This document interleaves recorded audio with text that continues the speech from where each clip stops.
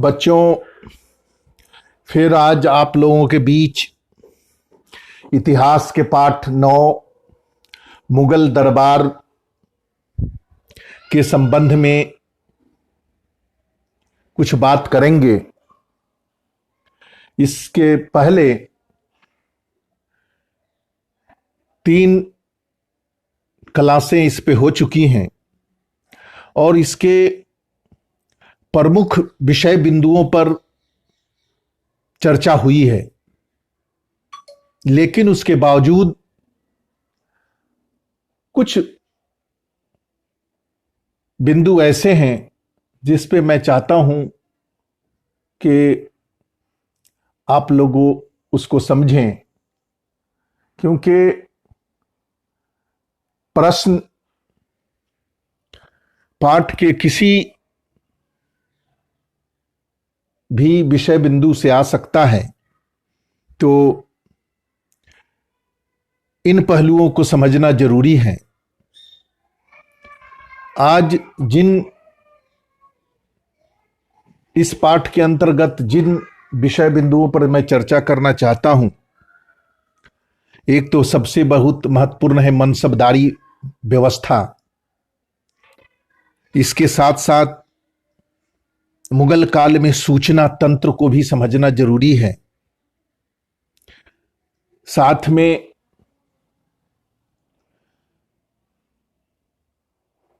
पड़ोसी सीमाओं से किस तरह का संबंध रहा है मुगल काल में,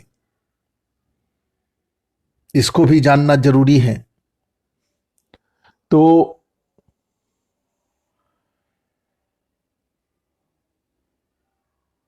इस पाठ के अंतर्गत जितने भी बिंदु हैं उसको अधिक से अधिक समझने की कोशिश करें और साथ साथ जो बातें बताई जाती हैं, पाठ्य पुस्तक का अध्ययन जरूरी है। इसलिए मैं बार बार कहता हूं कि जो बातें हो रही हैं, आप पाठ्य पुस्तक एक बार जरूर पढ़िए, लिखने का अभ्यास कीजिए। जो वर्कशीट दिया जाता है, जो असाइनमेंट दिया जाता है, उसको निश्चित रूप से कीजिए।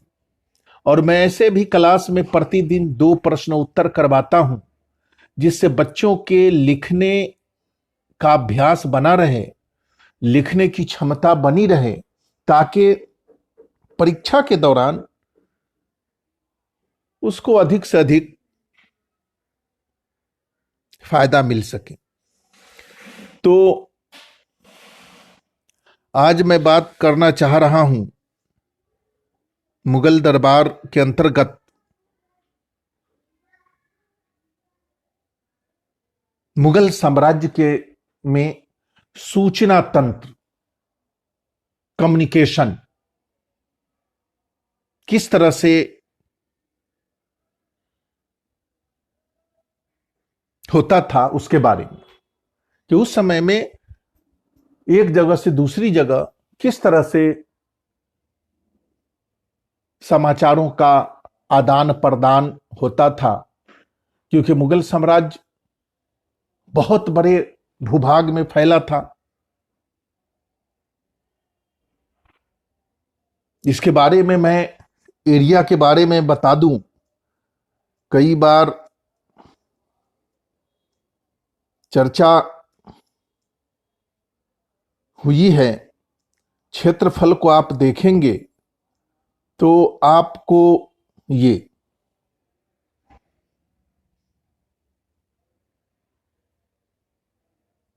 मुगल काल, उस समय में अफगानिस्तान इसके अधीन था, जो आज का पाकिस्तान उसके अधीन था। काबुल कंधार तक शासन था। और यहां पर देख लीजिए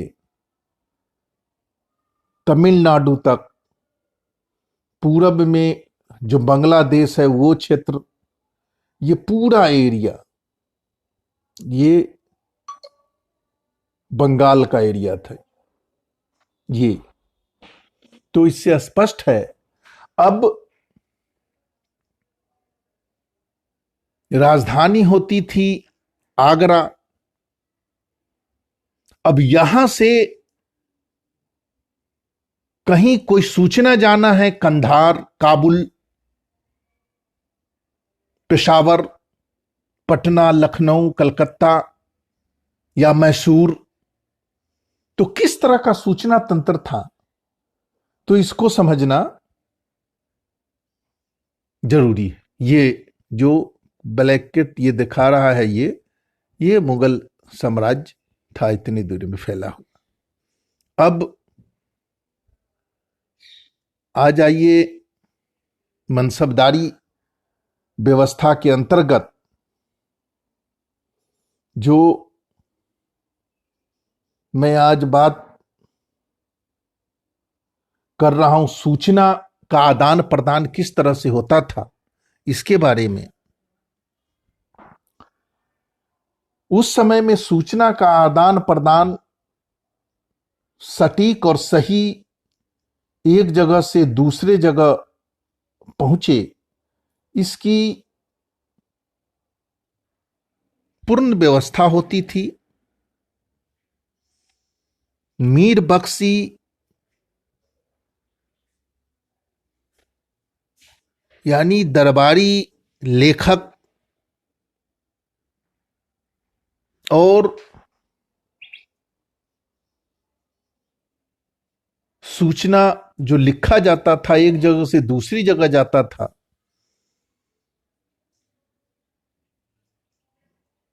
तो मुगल दरबार में एक अखबाराते दरबारे मुगल्ला, उच्च दरबार के समाचार अंतर्गत सभी कार्रवाई तिथिवार समय के साथ तैयार होता था और उसको एक जगह से दूसरे जगह पहुंचाया जाता था। दरबार में जितनी भी सूचनाएं होती थीं, कोई शिष्टमंडल आ रहा हो, किसी को कोई पदवियां दी जा रही हो, कोई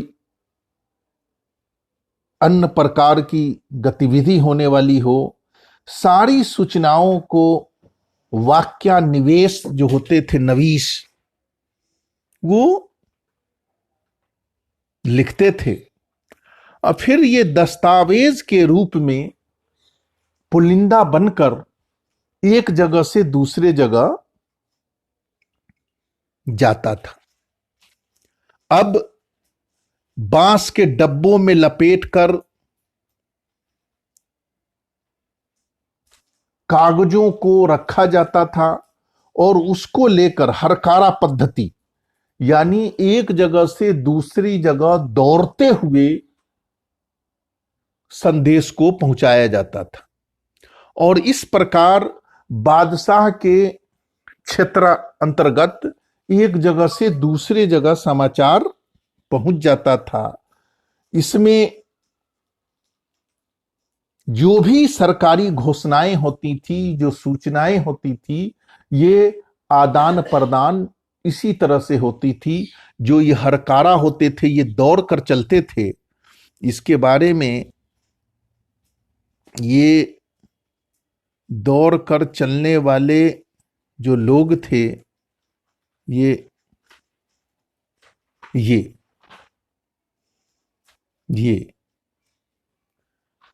संदेश को लेके एक निश्चित दूरी तक पहुंचाया जाता था। वहां के बाद फिर दूसरा उसको आगे पहुंचाता था, फिर तीसरा पहुंचाता था। इस तरह से मुगल काल में एक जगह से दूसरी जगह सूचना का आदान प्रदान हो जाता था और इसको हरकारा के नाम से जानते थे। ये दिन रात अनवरत ये दौड़ते रहते थे। इसे कसीद भी कहा जाता था, पथमार भी कहा जाता था। यह दिन रात दौड़ते हुए एक जगह से दूसरे जगह संदेशों को, समाचारों को पहुंचाते थे। तो मुगल साम्राज्य में सूचना का आदान प्रदान इसी प्रकार से होता था। राज दरबार की सारी घटनाओं को या मुगल क्षेत्र के अंतर्गत होने वाली कोई भी संदेश को इसी तरह से पहुंचाया जाता था। आपके 246 पेज नंबर में इसके बारे में दे रखा है, इसको आप समझ सकते हैं। अब दूसरा महत्वपूर्ण मैं बात करना चाहता हूं कि मुगल काल में पड़ोसी जो सीमाएं थी उस तरह से किस तरह से रिश्ते थे, किस तरह से संबंध थे, किस तरह के रिश्ते रखे जा रहे थे, उसको भी जानना जरूरी है।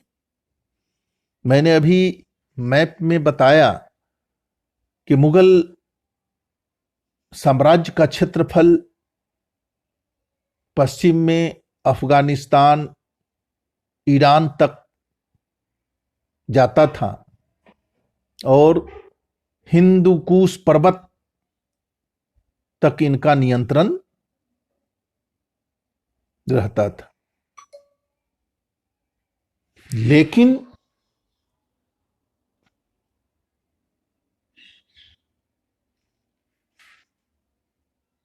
उसको अपने नियंत्रण में करना, निरंतरण उस पे चौकसी बनाए रखना,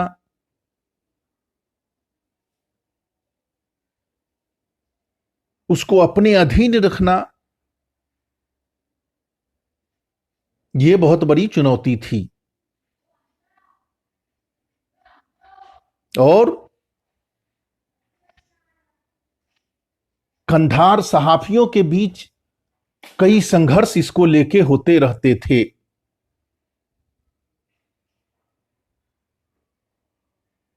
हुमायूं के अधिकार, जिसे 1595 में अकबर ने पुनः जीत लिया, जहां हुमायूं का नियंत्रण होता था,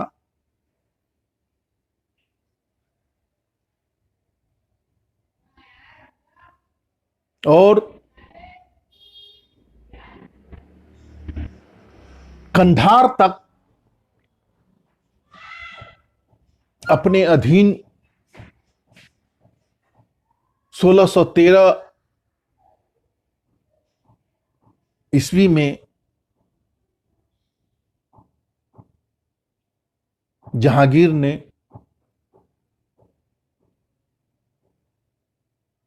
अपना अधिकार किया, दावा किया।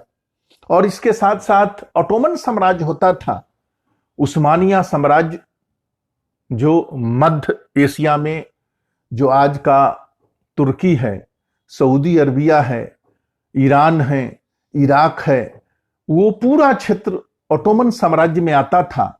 और मुसलमानों का धार्मिक स्थल मक्का मदीना वही था, और उससे भी मुगल साम्राज्य के बहुत मधुर संबंध थे। वहां आना जाना होता था और लोग तीर्थ यात्रा पे वहां पर जाते थे। तो कंधार और सहाफियों के बीच में जो विवाद था, तो 1595 में अकबर ने उसको अपने अधीन कर लिया और कंधार पर कब्जा कर लिया। और इस तरह से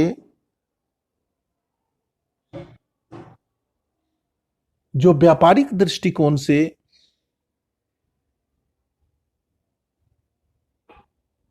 महत्वपूर्ण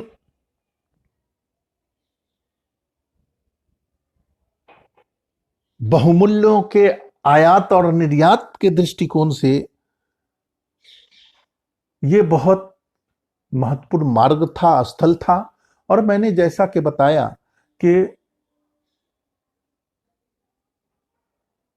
मुसलमानों का धर्म स्थल जो मक्का मदीना था, तो वहां आने जाने के लिए तो मुगलों का संबंध ऑटोमन साम्राज्य से भी यानी बेहतर था, और वहां से भी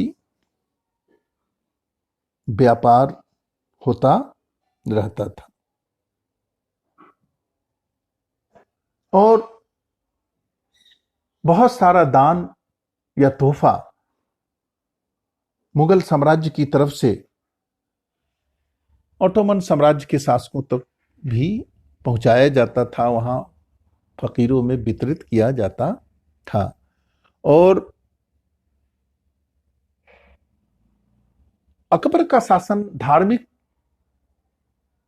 दृष्टिकोण से बड़ा उदार था। उस समय में विभिन्न देशों से विभिन्न धर्म के धर्म प्रचारक, धर्मावलंबी भारत की तरफ भी आते थे और अकबर के दरबार में जो इबादत खाना था, अकबर सप्ताह में एक बार इन धार्मिक विद्वानों के बीच में वाद विवाद करवाते थे और विभिन्न धर्मों के सार को वो सुनते थे और सभी धर्मों की जो अच्छी बातें थे उसको अकबर सराहते थे और उस पे का अनुसरण करने की कोशिश करते थे। 1580 में एक ईसाई पादरी जेसुस्ट अकबर के दरबार में आता है, अकबर से मिलता है और वो वहां पर ठहरता है और अकबर जेथुष्ट की जो ईसाई धर्म के प्रचारक थे उसकी बातों को सुनते हैं और अच्छी बातों को, सार को समझकर वो अपने साम्राज्य में उसी के अनुरूप नीति निर्धारण की भी बात करते हैं। तो स्वीट जो ईसाई धर्म प्रचारक थे वो अकबर के दरबार में बहुत दिनों तक रुके हैं और इबादत खाना में जो वाद विवाद में वो भाग लिए हैं और फिर इस तरह से उसके द्वारा बताए गए मार्ग को अकबर ने सराहा भी है। तो इस तरह से हम देखते हैं कि अब मुगल साम्राज्य का पड़ोसी सीमाओं पर भी नियंत्रण था, वहां से आदान प्रदान था, वहां से संपर्क था, वहां के राजनयिक यहां से आते थे और समय पड़ने पे यहां से भी दूत, मुगल दरबार के दूत अन्य साम्राज्य में जाया करते थे। तो सहाफियों के बारे में जाना, एक जो बहुत महत्वपूर्ण है मनसबदारी व्यवस्था, इसको जानना बहुत जरूरी है। इससे सवाल आ सकता है। मैंने पहले भी बताया है कि आप पाठ के हर विषय बिंदुओं को ध्यान से पढ़िए। हम लोगों की कोशिश होती है कि हर बिंदुओं पे चर्चा हो और उसको समझिए और वहां से सवाल आने पर अगर आपने एक बार देखा है, बात को समझा है, तो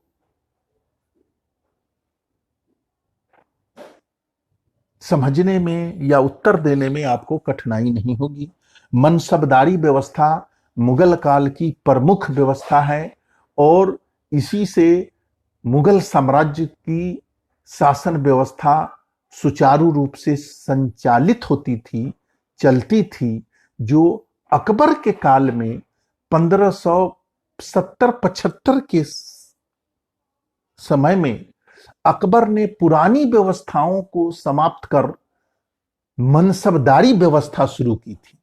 इससे पहले बाबर के काल में या हुमायूं के टाइम में जागीरदारी व्यवस्था होती थी, यानी जागीर दे दिया जाता था, वो जागीर के मालिक हुआ करते थे और जागीरदार जो होता था वो सम्राट के प्रति उत्तरदायी होता था।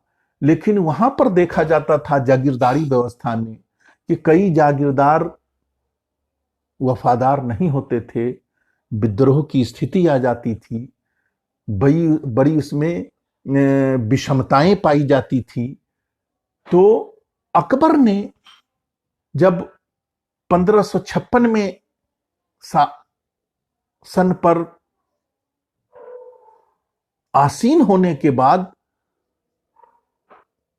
पुरानी व्यवस्था को लेकर वो बड़े चिंतित थे। कई परेशानियों का सामना करना पड़ा। तो 1570 के आसपास में जाकर अकबर ने एक नई व्यवस्था लागू की। इसको मनसबदारी व्यवस्था कहते हैं। अब मनसबदारी व्यवस्था क्या है इसको समझिए। अभिजात वर्ग के बारे में पहले बताया था कि राजकाज में हिस्सा लेने वाले, प्रमुख पदों पे आसीन, राजमहल, राजा के इर्द गिर्द प्रमुख पदों पर आसीन, सत्ता में भागीदार लोगों को अभिजात वर्ग कहा जाता था। मुगल दरबार में जो सत्ता में भागीदार होते थे, उच्च पदों पे आसीन होते थे, राजा के आसपास होते थे, ये सब अभिजात वर्ग कहलाते थे। अब प्रारंभ में ये दर्जा ईरान से आए हुए, अफगानिस्तान से आए हुए या तुरानी लोग होते थे, जो मुगल जिधर के थे उधर से आने वाले लोगों को यह विशेष दर्जा प्राप्त होता था, जो अभिजात वर्ग कहलाता था। ये मुगल दरबार की व्यवस्थाओं को समझते थे, वहां की राजकीय भाषा को जानते थे, राजा के फैसलों में उसकी भागीदारी होती थी, उच्च पदों पे आसीन होते थे, राज्य में ऊंची ऊंची जिम्मेदारी दी जाती थी। तो अकबर के काल में उसमें परिवर्तन हुआ कि भारत के मुसलमानों को, राजपूतों को, के वफादार लोगों को भी अभिजात वर्ग में शामिल किया गया, जिसमें अकबर के 9 रत्न बहुत महत्वपूर्ण हैं, जिसकी चर्चा पिछली क्लास में मैंने किया है। तो राजशाही में भारतीय, राजपूत और वफादार यहाँ के मुसलमान और अन्य व्यक्ति भी अभिजात वर्ग में शामिल हुए, और अकबर के समय में ये परिवर्तन देखने को मिला। और यह अकबर के बाद जो इनके उत्तराधिकारी रहे, वो जहांगीर हो, शाहजहां हो या फिर औरंगजेब हो, ये चीजें उनके शासनकाल में भी देखने को मिली। तो मैंने पहले बताया कि ये जो अभिजात वर्ग में जो परिवर्तन आया, तो उसी काल में अकबर ने पुरानी व्यवस्था को समाप्त कर जागीरदारी व्यवस्था, जो उनके पूर्वजों के शासनकाल में था, जहांगीर और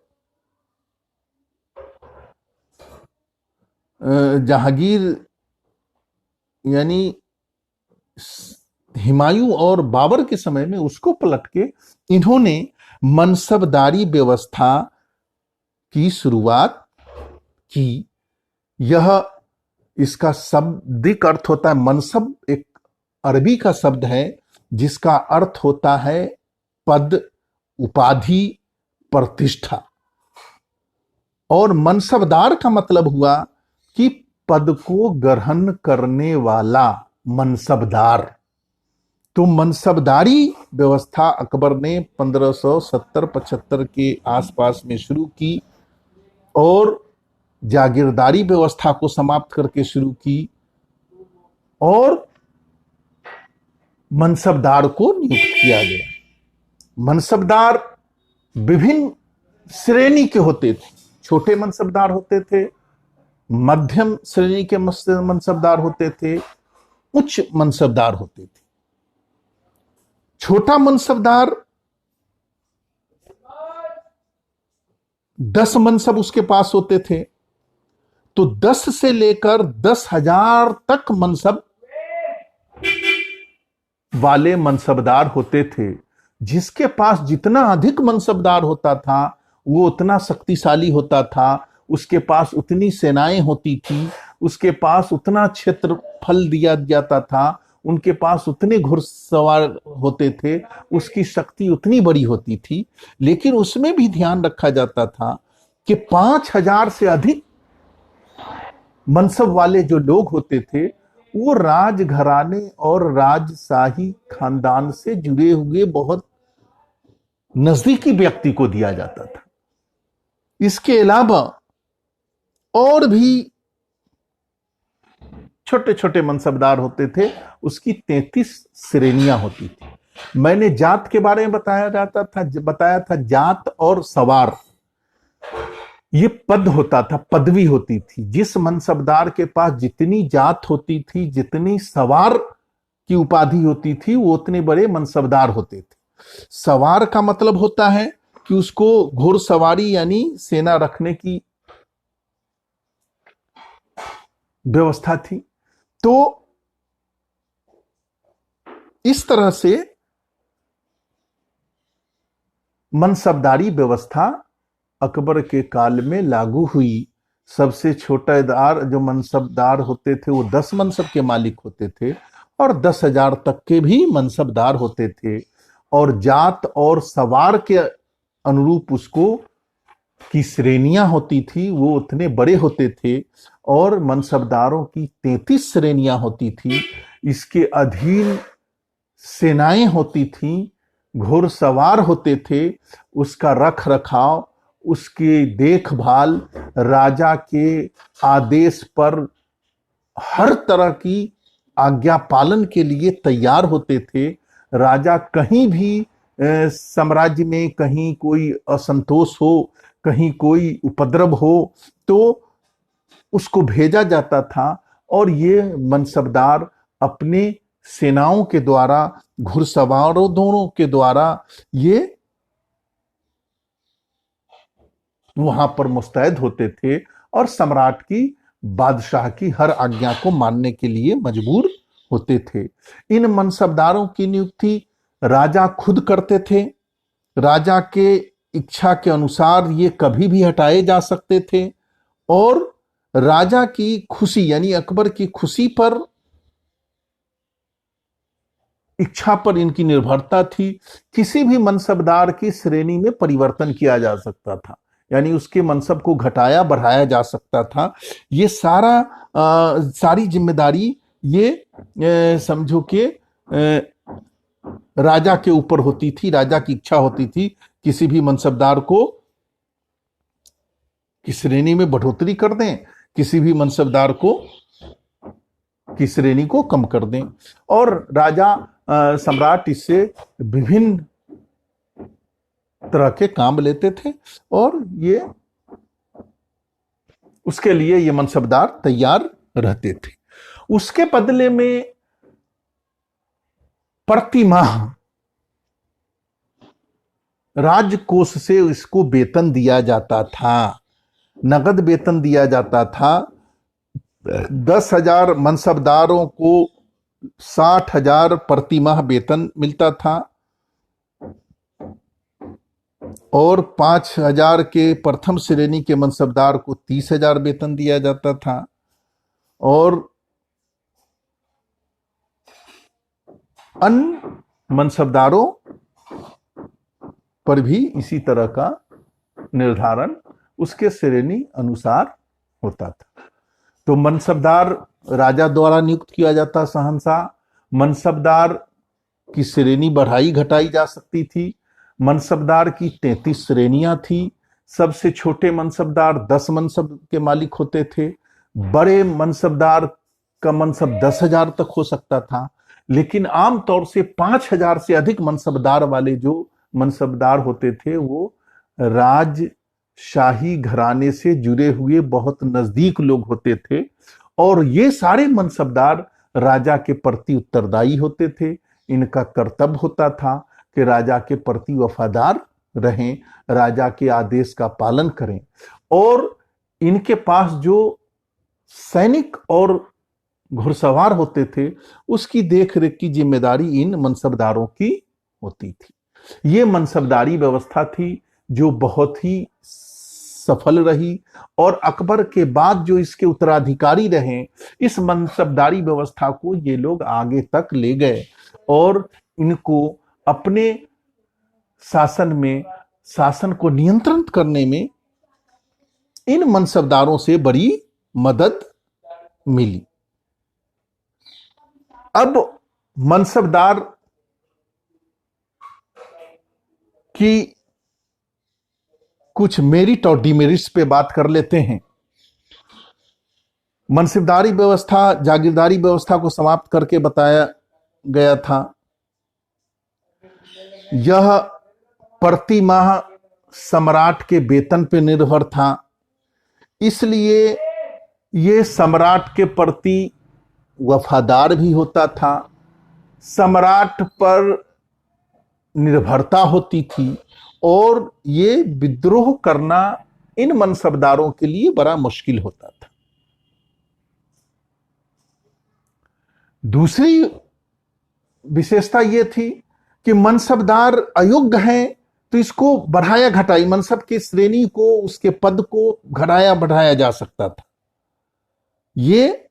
और मनसबदार के मृत्यु के बाद, उसके पिता के मृत्यु के बाद, यानी मनसबदार के मृत्यु के बाद उसके पुत्र को ये प्राप्त नहीं होता था। ये पूरी तरह से उसके योग्यता पर आधारित था, ये वंशागनुत नहीं था कि एक मनसबदार मर गया तो उसका बेटा बनेगा, नहीं। अगर वो योग्य नहीं है तो वो नहीं बनेगा। राजा की इच्छा पर पूरी तरह से निर्भर था, इसलिए योग्य व्यक्ति ही मनसबदार बन पाता था। अब जागीरदारों के टाइम में जो बड़ी बड़ी जागीरें होती थी और वो रेवेन्यू कलेक्शन करते थे, कर वसूल करते थे, वो जमा नहीं कर पाता था। इस तरह की सारी व्यवस्थाएं समाप्त हो गई थी। इसमें राज्य को, सम्राट को हानि नहीं उठानी पड़ती थी। यह समस्या दूर हो गई थी। ये प्रमुख इसके गुण थे, इसकी विशेषताएं थी। कुछ इसकी के अवगुण भी हैं, दो चार इनको देखिए। इसमें बाद में चल के कुछ अवगुण ये आ गए कि मनसबदार यानी अपने सैनिकों की संख्या गलत बताने लगे। समय आने पर जब निरीक्षण होता था राजा की तरफ से, तो किसी व्यक्ति को खड़ा करके उसकी गिनती करा दी जाती थी और राजा से उसके बदले पैसे ले लिए जाते थे। तो ये एक इसके अवगुण होते थे। दूसरा ये होता था कि जो घोड़े होते थे उसमें भी गड़बड़ी होने लगी। तो फिर इसको दूर करने के लिए घोड़ों पर मोहरें दर्ज कराई गई, उसको यानी निशान उसको दागा जाने लगा, और सैनिकों को जो नियुक्त होता था मनसबदार के पास होता था, उसका हुलिया दर्ज कराया जाने लगा। तो इससे कुछ इस तरह के गड़बड़ियों पर कुछ नियंत्रण हो सका। लेकिन ऐसा होता था कि मनसबदार वगैरह किसी व्यक्ति को खड़ा करके गिनती करवा देते थे, और जब सवारी यानी घोड़ों के टाइम में भी इस तरह की गड़बड़ी करते थे और निरीक्षण के समय में, तो उसको दूर करने के लिए सैनिकों का हुलिया नोट किया जाने लगा और घोड़ों को दागने की व्यवस्था की जाने लगी।